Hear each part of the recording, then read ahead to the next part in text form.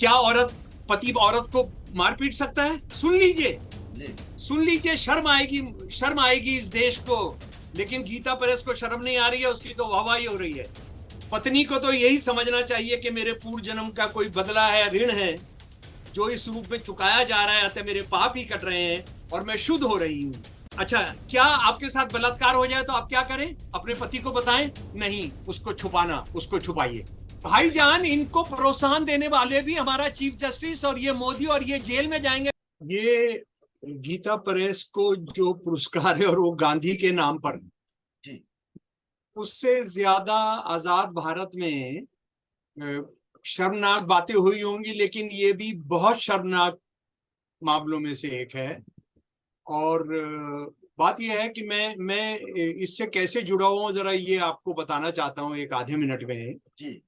मैं कई दशकों से भारत की महिलाओं के बारे में जो पॉपुलर रिलीजियस लिटरेचर है, खासतौर पे सबसे बड़े समूह जो है हमारे देश में हिंदुओं का, और नंबर 2 मुसलमान औरतों को लेकर जो पॉपुलर रिलीजियस लिटरेचर है, जो जिसको हम लोकप्रिय साहित्य कहते हैं, धार्मिक साहित्य कहते हैं, और ये गली गली में बिकता है, ये मतलब धार्मिक स्थलों के आसपास तो बिकता है, लेकिन गीता प्रेस तो 50 से ज्यादा रेलवे स्टेशन पर भी बिकता है ये। और कितना गंभीर मामला है इसको अभी हम जानेंगे।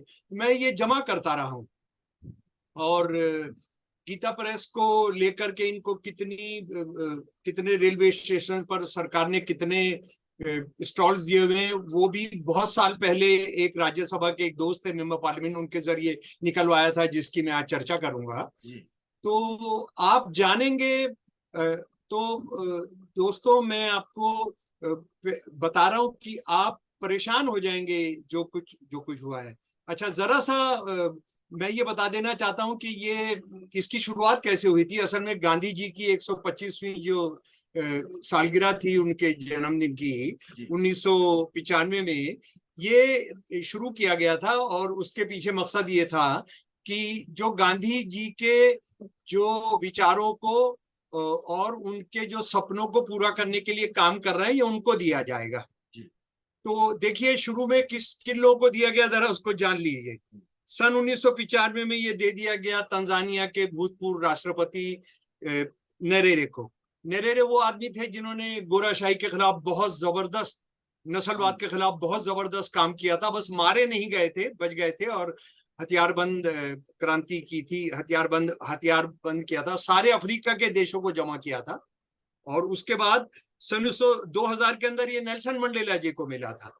नेल्सन मंडेला जी किसी इंट्रोडक्शन के मोहताज नहीं है। हम जानते हैं कि वो कैसे उन्होंने साउथ अफ्रीका में हथियारबंद क्रांति के जरिए जो नस्लवाद था उसको उठाकर फेंका था। उसके बाद उनके साथी थे आर्क बिशप देसमंड टुटू, उनको 2005 में दिया गया। शेख मुजीबुर रहमान, हम सब जानते हैं कि शेख मुजीबुर रहमान कौन थे, उनको 2002 में दिया गया।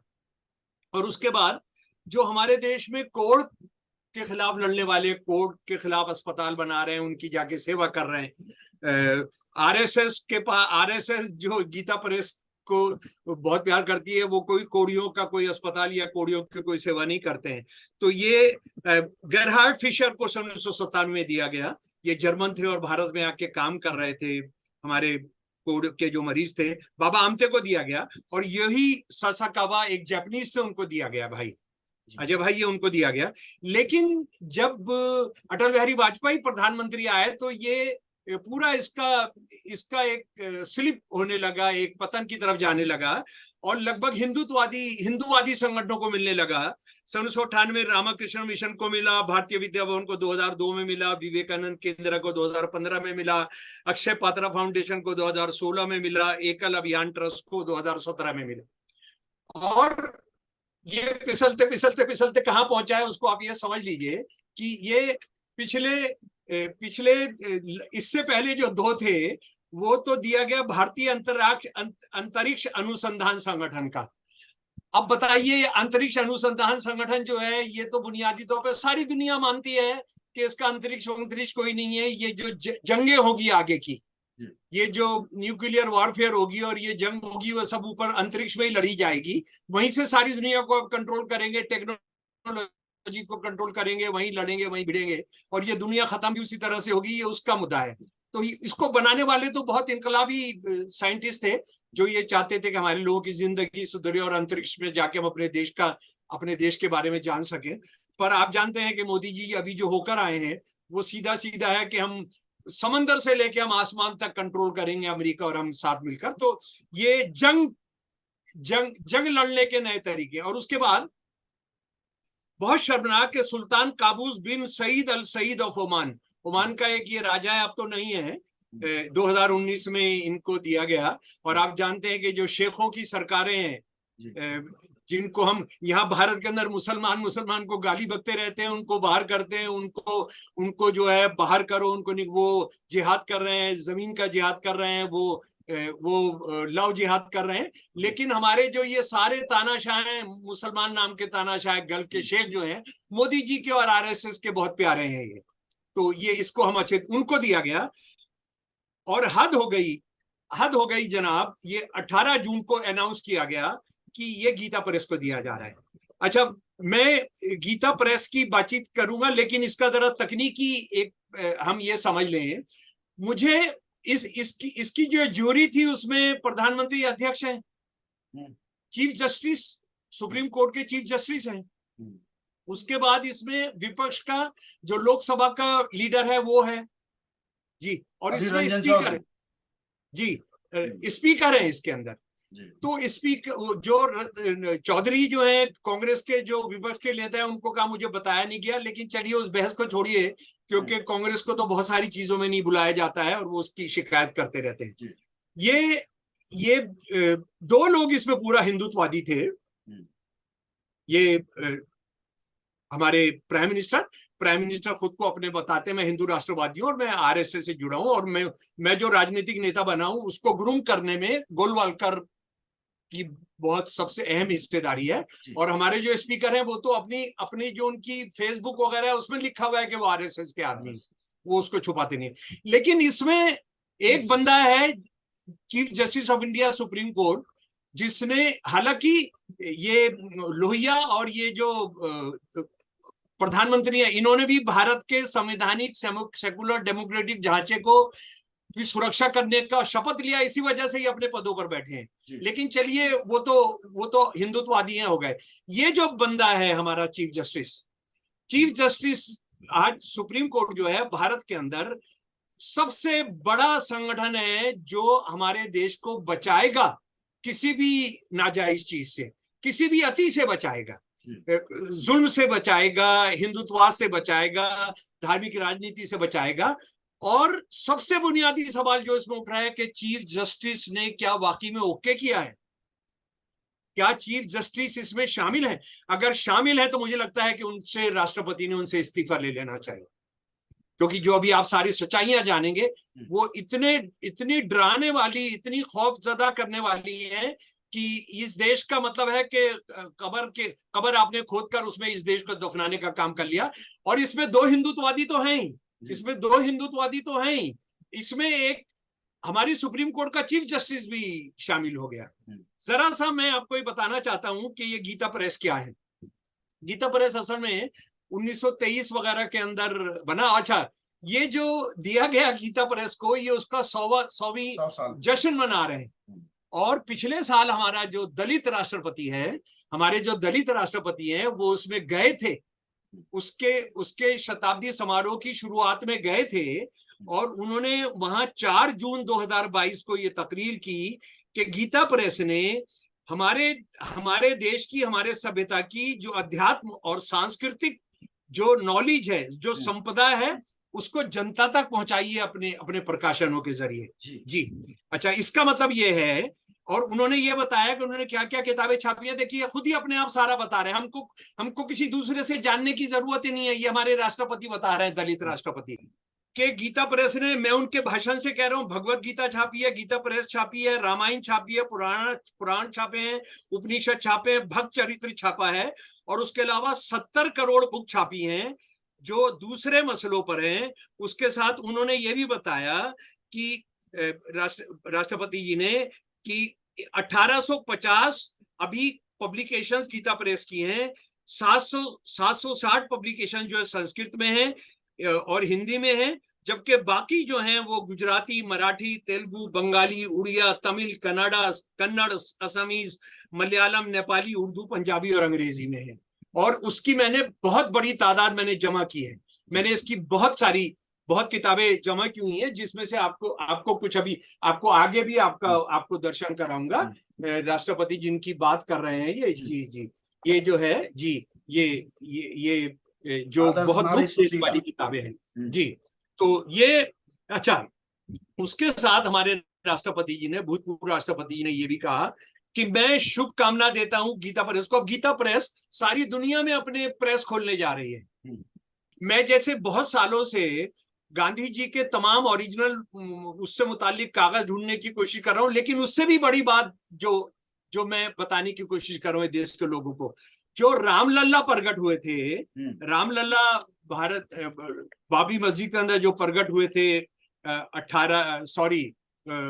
1959 को 22 दिसंबर को, तो उसको वो प्रकट कराने में भी इनका गोविंद का और हनुमान पोद्दार जी का नाम था, उसको प्रकट कराने में। और ये दोनों जो है ये गांधी जी के काफी करीबी थे, उनके हम असर थे, उनके समकालीन थे, लेकिन ये गांधी जी से बहुत नफरत करते थे 2 कारणों से। नंबर 1, ये जो गांधी जी हरिजनों को इन कोर्ट, हरिजनों को जो मंदिर में ले जाना चाहते थे उनके साथ खाना खाते थे। और ये जो हनुमान पोद्दार है वो तो ये तो कहते थे कि गांधी का कोई हिंदू धर्म से संबंध नहीं, ये तो विदेशी एक गोरा है जिसने यहाँ धोती पहन ली और ये सब कर लिया। यानी गांधी जी की ये बहुत बेइज्जती करते थे।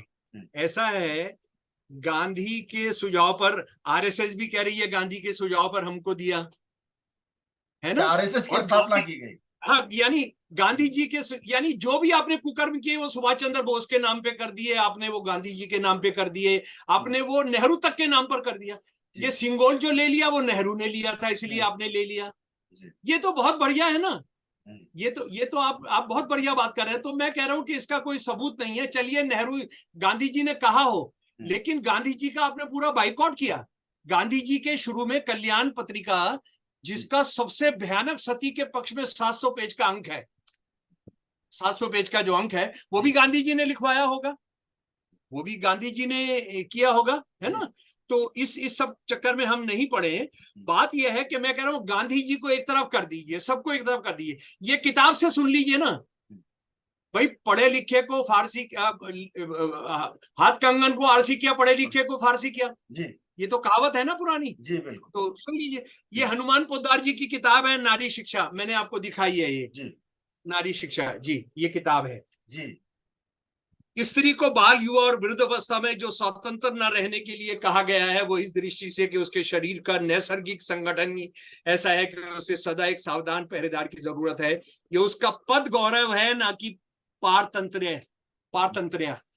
यानी जब आप उसको गुलाम बनाकर रखते हैं तो ये उसकी महानता है। वो आपको ये नहीं कहिए कि ये उसके साथ कोई जुल्म हो रहा है। और गांधी औरत के बारे में क्या कहते थे?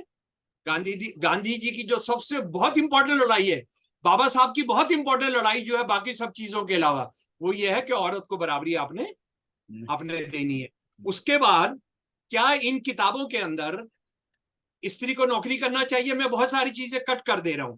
स्त्री का हृदय कोमल होता है, वह नौकरी का कष्ट, प्रताड़ना, तिरस्कार आदि नहीं सह सकती। थोड़ी ही विपरीत बात आते ही उसके आंसू आ जाते हैं। नौकरी, खेती, व्यापार आदि का काम पुरुषों के जिम्मे है और घर का काम स्त्रियों के जिम्मे है। क्या प्रॉपर्टी में हिस्सा मिलना चाहिए? हिस्सा मांगने से बहन भाइयों में लड़ाई हो सकती है, मन मुटाव होना तो मामूली बात है। वो जो अपना हिस्सा मांगेगी तो भाई बहन में खटपट हो जाएगी, इसमें कहना ही क्या है जी। उसके बाद क्या लड़के लड़कियों के साथ पढ़ना चाहिए?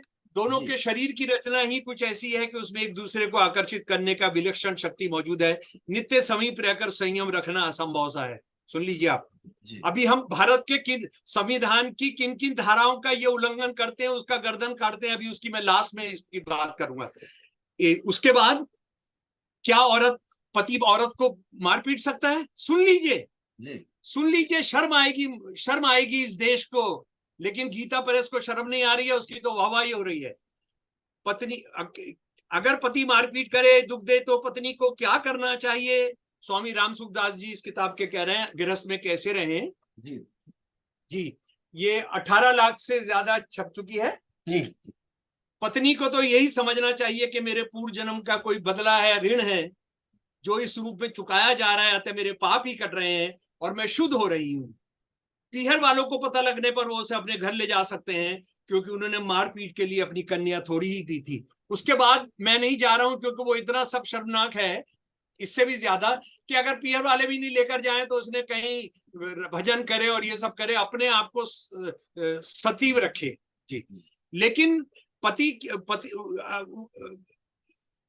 को जी, अच्छा, क्या आपके साथ बलात्कार हो जाए तो आप क्या करें? अपने पति को बताएं? नहीं, उसको छुपाना, उसको छुपाइए। और मुश्किल यह है कि सारे के सारे इस देश पर जो बहस हो रही है, प्रगतिशील लोग भी नहीं पढ़े हैं इन किताबों को। इस्लाम धर्म को लेकर भी मेरा इसके साथ जो काम है, बांग्लादेश, पाकिस्तान, भारत में मुसलमान औरत के खिलाफ उसको पीटने की जो किताबें हैं, लेकिन उनको तो आप जेल में डाल रहे हैं, उनके लिए तो आप कानून बना रहे हैं। अगर उनको भी आप इनाम देते तो मैं यही बात कर रहा होता उनके बारे में भी, बिल्कुल यही। भाई, इसी तरह का इस्लामी साहित्य है। आप तो मुसलमान औरत को आजाद करा रहे हो, उसको 4 शादी से मुक्त करा रहे हो, उसको ट्रिपल तलाक से मुक्त करा रहे हो। हिंदू औरत के लिए आप क्या क्या लागू कर रहे हो?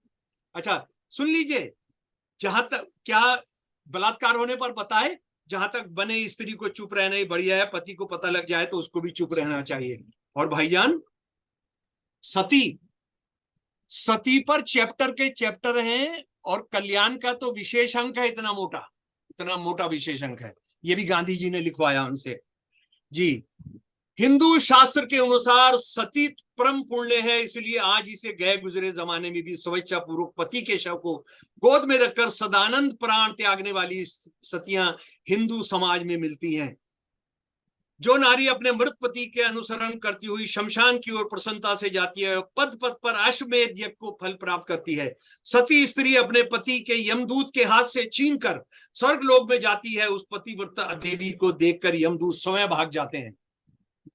पति को मारने से पहले यमदूत भाग जाए तो अच्छा रहता है, लेकिन वहां ऊपर जाके जब पति के साथ वो सती हो जाती है तो वो भाग जाते हैं। भाईजान, इनको प्रोत्साहन देने वाले भी हमारा चीफ जस्टिस और ये मोदी, और ये जेल में जाएंगे। मैं आपको भारत के संविधान क्या कहता है बता रहा हूं आपको।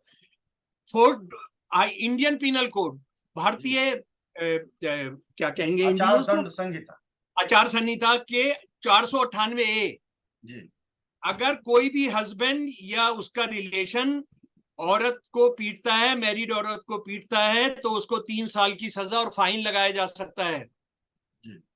उनमें उनका साथ देने वालों का भी।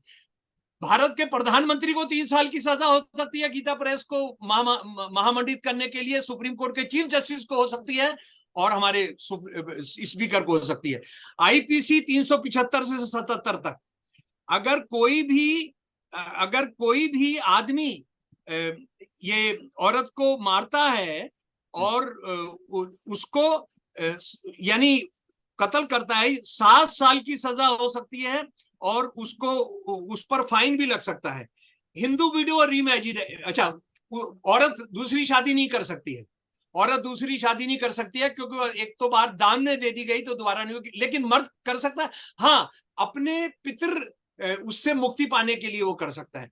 लेकिन रीमैरिज, विडो रीमैरिज का मैं आपको बता रहा हूं कि अंग्रेजों ने कर दिया था, और एक्ट ऑफ 1856 जो है उसको, जिसको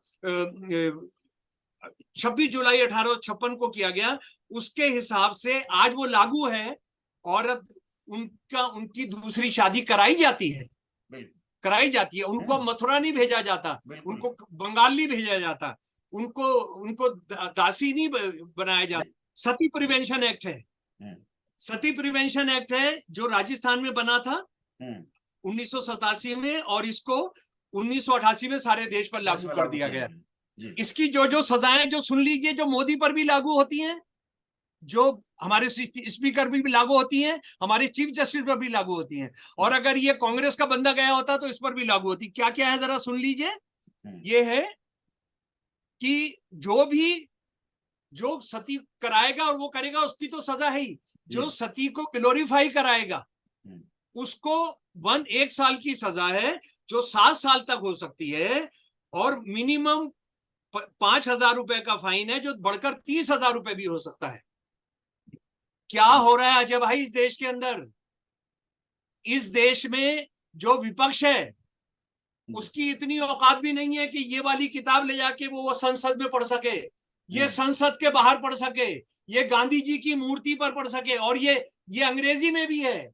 अंग्रेजी में ये एनआरआई हजारों किताब खरीद कर लेकर जाते हैं, और अंग्रेजी की सस्ती है, हिंदी की महंगी है जी।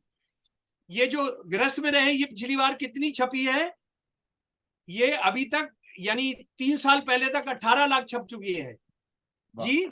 ये जो किताब है नारी शिक्षा, ये नारी शिक्षा जो है 11,75,000 छप चुकी है ये जी। मेरा 40 साल से जो मैं लड़ाई लड़ रहा हूं जी, लोग ये सोच रहे हैं हिंदू मुसलमान की मसला है या हिंदू सिख का, हिंदू ईसाई का मसला है। आरएसएस और हिंदुत्व हिंदुओं के खिलाफ है, वो हिंदुओं के साथ क्या करना चाहता है वो ये है, इसके खिलाफ कोई नहीं लड़ रहा है। मुसलमान असली मुद्दा नहीं है, ईसाई असली मुद्दा नहीं है। गीता प्रेस ने वाकई में मुसलमानों के खिलाफ नहीं छापा, बल्कि औरत को इस्लाम धर्म भी गुलाम मानता है, उसकी उन्होंने प्रशंसा की है इन किताबों के अंदर। आपको मजे की बात बताऊं, ये सती का पक्ष लेते हुए वो ये कह रहे हैं इस्लाम धर्म के लोग भी ऐसा सोचते हैं। तो ये ज्यादा खतरनाक हुआ या नहीं हुआ? इसका मतलब है आज तक हम लड़ाई को समझे ही नहीं। ये आज औरतों के साथ जो बलात्कार और तमाम हिंसा हो रही है, उनको जलाकर मारा जा रहा है, उनको उनके साथ गुंडागर्दी की जा रही है, ये कहीं इन किताबों का असर तो नहीं है? मैं तो कह रहा हूं बिल्कुल इन किताबों का असर है। बिल्कुल। तो भाईजान, मेरे प्यारे दोस्त, क्या आप ये भी बताना चाहेंगे अपने सुनने वालों को कि कमलापति त्रिपाठी जी ने इसको शुरू कराया था? 185 रेलवे स्टॉल्स हैं सारे देश में, रेलवे स्टेशन पर 55 इनके पास हैं। इनसे क्या किराया लिया जा सकता है, इसका कोई जवाब राज्यसभा में नहीं दिया गया। और ये भी मैं आपको बता दूं, एक बहुत दुख की बात यह है कि सिर्फ हिंदू धर्म की और गांधी जी के संगठनों से जुड़े हुए किताबों के अलॉटमेंट हैं रेलवे स्टेशन में। कोई दूसरे धर्म का कोई किताब की दुकान अलॉट नहीं की गई है। ठीक है, आखिरी बात, मेरा इन किताबों से जो परिचय होता है वो सुप्रीम कोर्ट के अहाते में गीता प्रेस की मोबाइल वैन आती थी। मैं पहली बार मैं जमा कर रहा था औरतों के बारे में, तो साहित्य जमा कर रहा था, तो मैंने पूछा आपसे, मैं इनका तमाम सब ले चुका हूं, रामायण महाभारत, लेकिन मजे की बात यह है कि शिव पुराण जो है, शिव पुराण में जो सबसे भयानक चैप्टर है उमा संहिता का 26 चैप्टर वो निकाल दिया है उन्होंने। इन्होंने जो छापा है वो 26 अध्याय निकाल दिया है। तो ये सुप्रीम कोर्ट के वो जो था, तो मैंने उनसे कहा कि औरतों पर किताबें बता, उन्होंने कहा कि हमारे पास 30 से ज्यादा किताबें हैं। उनके पास जो 5-6 थी उन्होंने फट से मुझे दे दी। मैं उसके बाद अजय भाई इसकी 100 कॉपियां मंगाता हूं गोरखपुर से, और उनको सारे देश में बांटता हूं और कहता हूं ये मैं हिंदू मुसलमान इस देश का मसला नहीं है, हिंदू सिख इस देश का मसला नहीं है, इस देश का मसला है हिंदुओं को तबाह करना।